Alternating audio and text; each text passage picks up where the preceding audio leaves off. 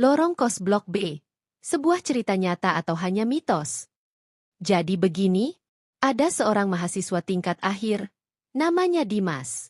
Karena skripsi dan kerja part-time, dia mutusin buat pindah ke kosan yang lebih dekat ke kampus, dan yang pasti murah.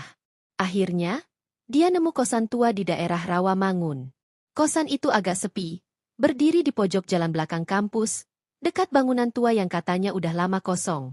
Dimas nggak terlalu peduli, yang penting tempatnya tenang. Kamar yang dia sewa ada di Blok B, lantai atas, pojok. Bu Erna, si pemilik kos, sempat bilang, kamar ini kosong udah lama, tapi kamu anak baik. Mungkin kamu cocok di sini. Awal pindah, semuanya biasa aja.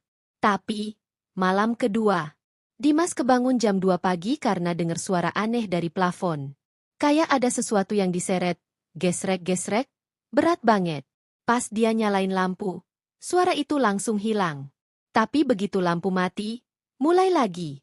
Dia pikir mungkin tikus. Tapi kok suara berat banget ya? Besoknya dia tanya ke anak kos lain. Responsnya bikin merinding. Anak itu cuma nanya, "Lo kamar paling pojok ya?" Terus dia diam sebentar dan bilang, "Dulu ada yang tinggal di situ, tapi dia hilang. Nggak pernah pindah. Hilang gitu aja." Malam berikutnya, Dimas nekat bongkar kamar. Di bawah kasur, dia nemu buku catatan tua. Isinya tulisan tangan cewek bernama Lia, tahun 2019. Awalnya tulisannya biasa aja, tapi makin ke belakang makin kacau.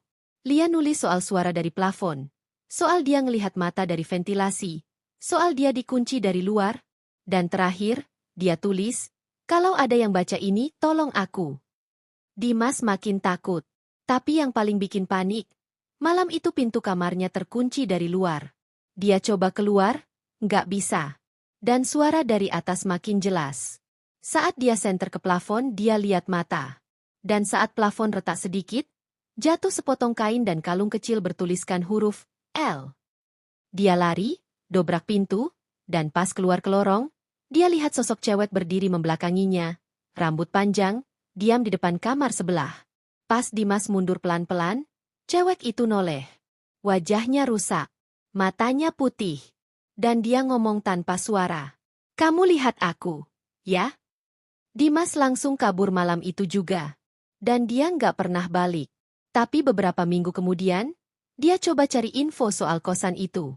Dan, ternyata, kosan itu udah dinyatakan tutup sejak 2020. Bu Erna, pemiliknya, juga sudah meninggal.